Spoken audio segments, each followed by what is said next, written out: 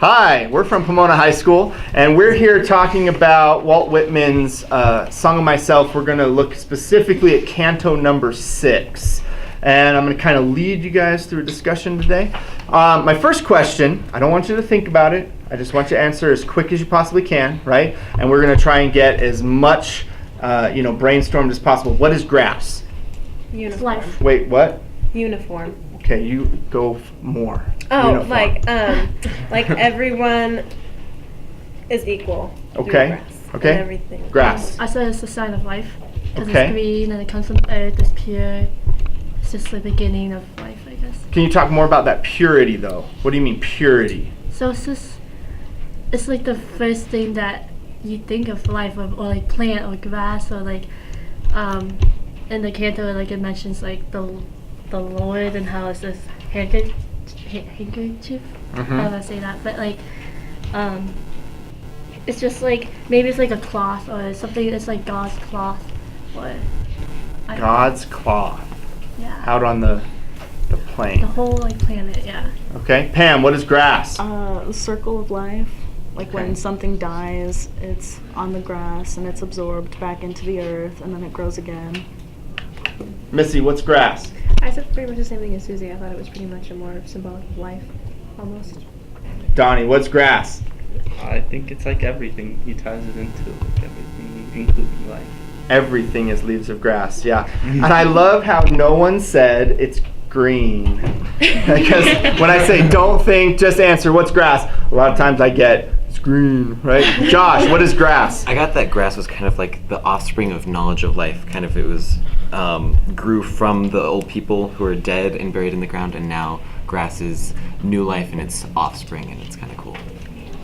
Knowledge. It's new knowledge. Yeah.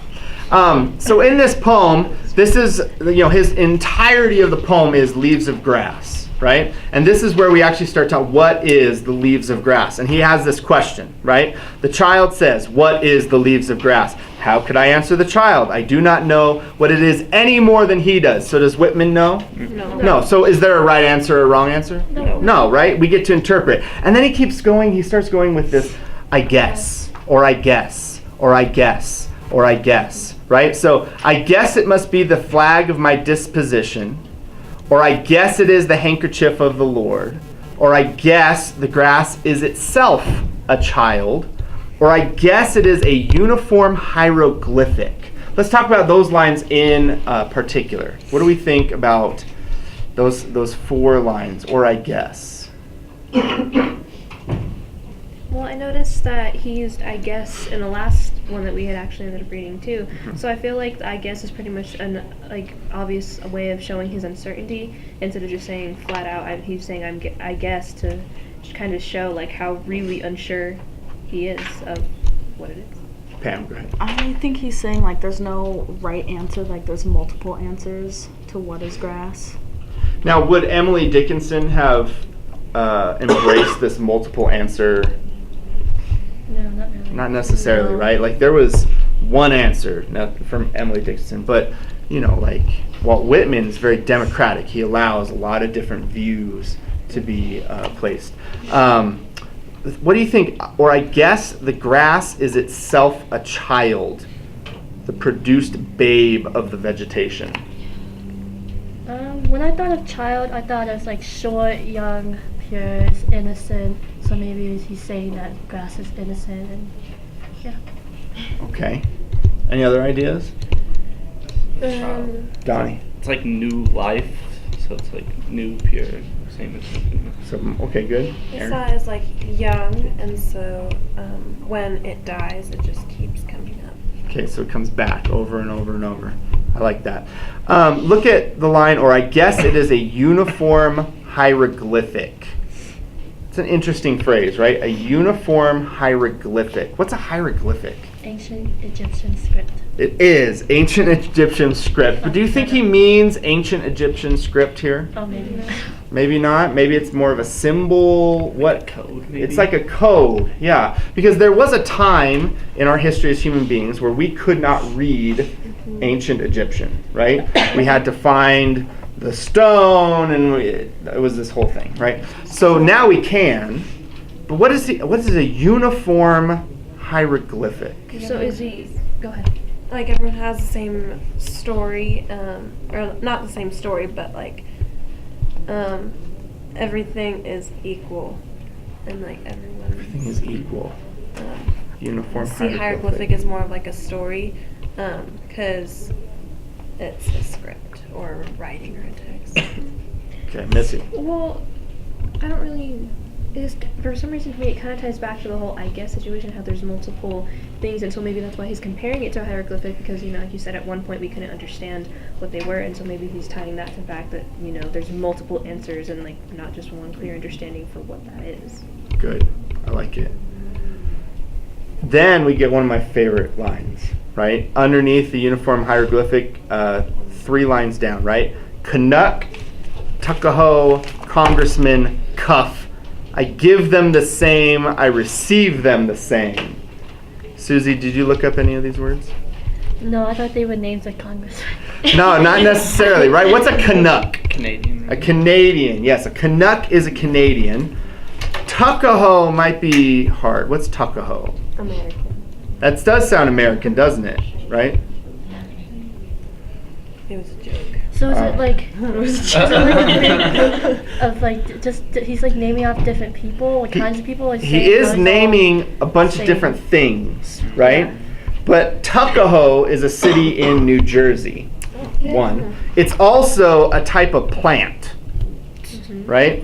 I think he's probably talking about the city in New Jersey, right? There's also a Tuckahoe Bay in South Carolina.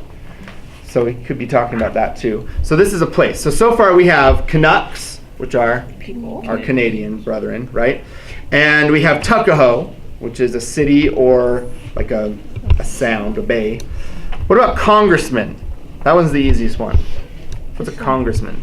Government position. Government position, right? We don't necessarily always like our congressmen because, right? And then what about cuff? It's a cuff.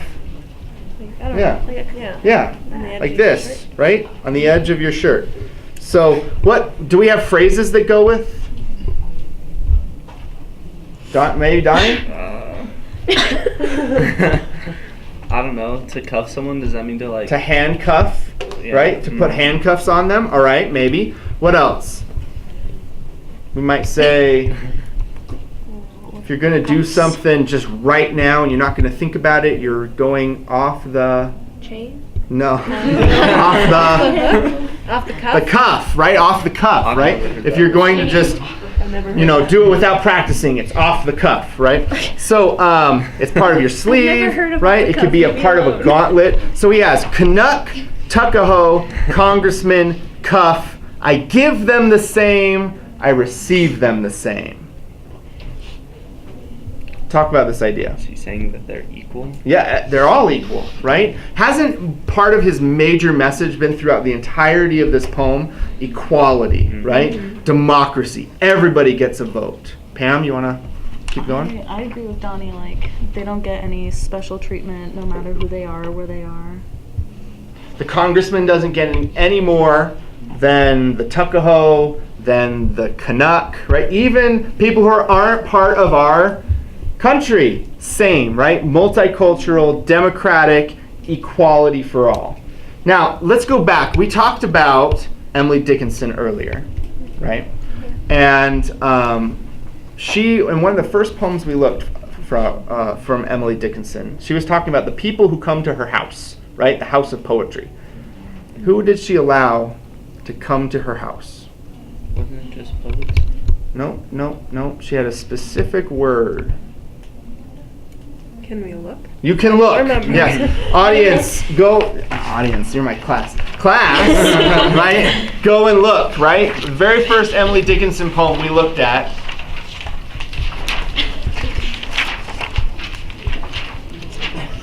I dwell in possibility, number 657, right? A visitor's what? Paris. The fairest.